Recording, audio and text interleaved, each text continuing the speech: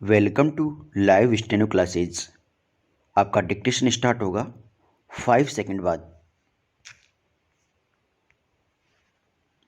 Start. उन दिनों मेरे भाई बलराज सेवाग्राम में रहते थे जहां वह नई तालीम पत्रिका के सह संपादक के रूप में काम कर रहे थे। यह सन 1938 के आसपास की बात है, जिस साल कांग्रेस का हरिपुरा अधिवेशन हुआ था। कुछ दिन उनके साथ बीता पाने के लिए मैं उनके पास चला गया था। रेलगाड़ी वर्धा स्टेशन पर रुकती थी। वहां से लगभग 5 मील दूर सेवाग्राम तक का फासला इक्के या तांगे में बैठकर तय करना होता था। मैं देर रात सेवाग्राम पहुंचा था। एक तो सड़क कच्ची थी, इस पर घुप अंधेरा था।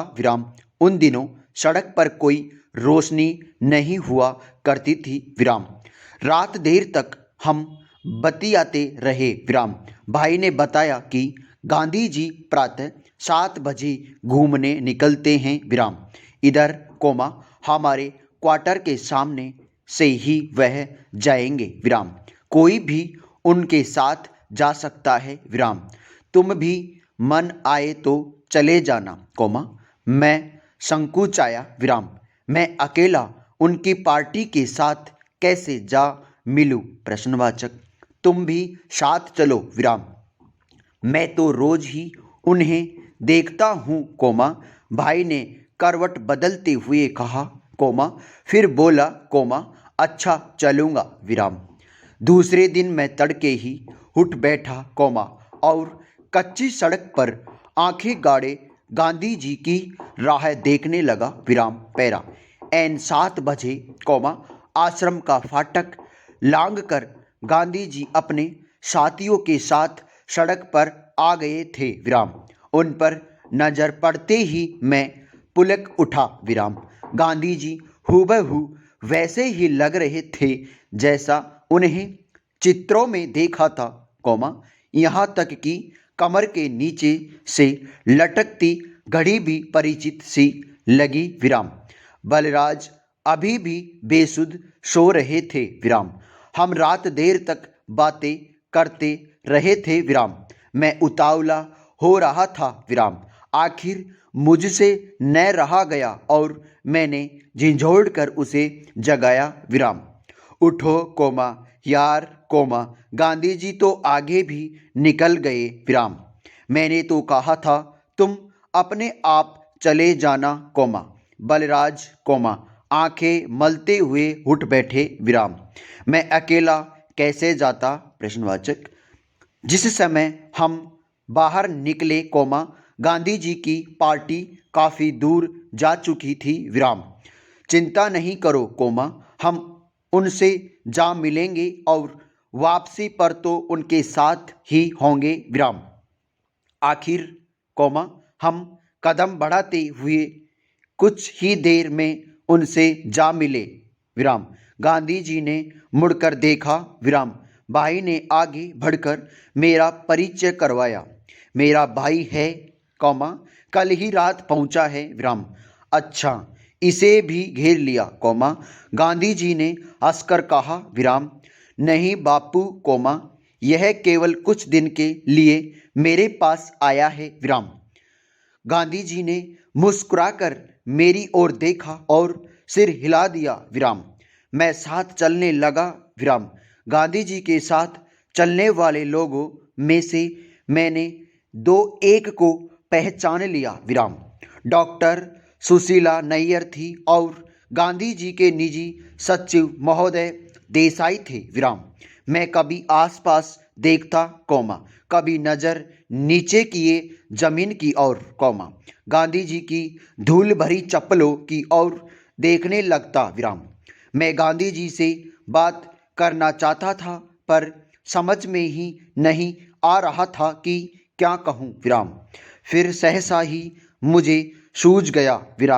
आप बहुत साल पहले हमारे शहर रावलपिंडी में आए थे, मैंने कहा, गांधी जी रुक गए, उन्होंने मेरी ओर देखा, उनकी आंखों में चमक सी आई और मुस्कुराकर बोले, याद है मैं कोहट से रावलपिंडी गया था। मिस्टर जान कैसे हैं? प्रश्नवाचक।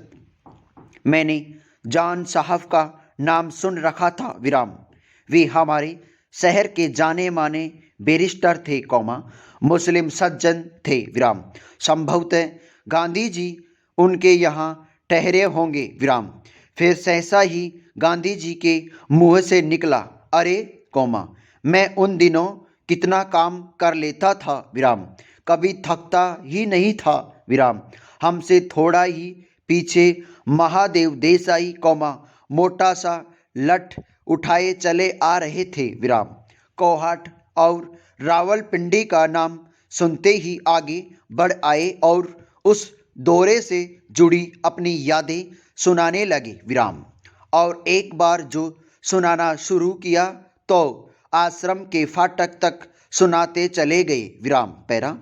किसी किसी वक्त गांधी जी, बीच में, हंसते हुए कहते, वे बहुत धीमी आवाज में बोलते थे, लगता अपने आप से बातें कर रहे थे, अपने साथ ही विचार विनिमय कर रहे हैं, उन दिनों को स्वयं भी याद करने लगे हैं, शीघ्र ही वे सब आश्रम के अंदर जा रहे थे, पैरा। मैं सेवाग्राम में लगभग 3 सप्ताह तक रहा, अक्सर ही प्रातः उस टोली के साथ हो लेता, शाम को प्रार्थना सभा में जा पहुंचता, जहां सभी आश्रमवासी तथा कस्तूरबा एक और को पालती मारे और दोनों हाथ गोद में रखे बैठी होती और बिल्कुल मेरी माँ जैसी लगती, उन दिनों एक जापानी भिक्षु अपने चीर वस्त्रों में गांधी जी के आश्रम की प्रदक्षिण करता, लगभग मील भर के घेरे में, बार बार अपना गांग बजाता हुआ आगे बढ़ता जाता, गांग की आवाज हमें दिन में अनेक बार, कभी एक ओर से तो कभी दूसरी ओर से सुनाई देती रहती, उसकी प्रदक्षिणा प्रार्थना के वक्त समाप्त होती, जब वह प्रार्थना स्थल पर पहुंचकर बड़े आदर भाव से गांधी जी को प्रणाम करता और एक और को बैठ जाता, पैरा। उन्हीं दिनों सेवाग्राम में अनेक जाने माने देशभक्त देखने को मिले, पृथ्वी सिंह आजाद आए हुए थे, जिनके मुंह से वह सारा किस्सा सुनने को मिला कि कैसे उन्होंने हथकड़ियों समेत, भागती रेलगाड़ी में से छलांग लगाई और निकल भागने में सफल हुए और फिर गुमनाम रहकर बरसों तक एक जगह अध्यापन कार्य करते रहे, उन्हीं दिनों वहाँ पर मीरा बेन थी, खान अब्दुल गफ्फार खान आए हुए थे, कुछ दिन के लिए राजेंद्र बाबू भी आए थे, उनके रहते यह नहीं लगता कि सेवाग्राम दूर पार का कस्बा हो, पैरा।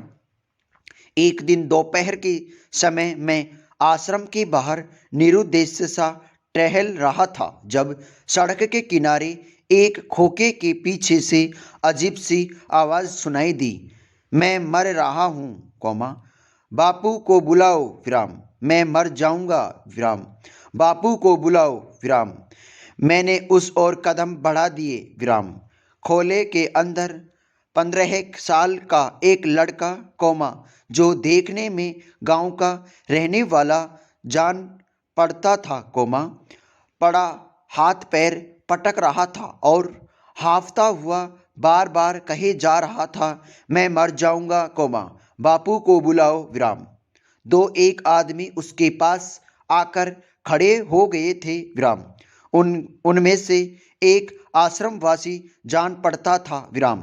अरे कुछ बताओ तो कोमा, तुम्हें क्या हुआ है विराम। वैद्य को बुलाइए प्रश्नवाचक। बापू बापू को बुलाओ कोमा, लड़का बार बार दोहराए जा रहा था विराम। बापू नहीं आ सकते विराम, जरूरी मीटिंग चल रही है विराम। पर लड़का बराबर चिल्लाए जा रहा था और हाथ पांव पटक रहा था विराम। इतने में मैंने आंख उठाकर देखा तो गांधी जी चले आ रहे थे विराम। दोपहर का वक्त था और अपने नंगे बदन पर खादी की हल्की सी चादर ओढ़े मैदान लांग रहे थे विराम। पूर्ण विराम।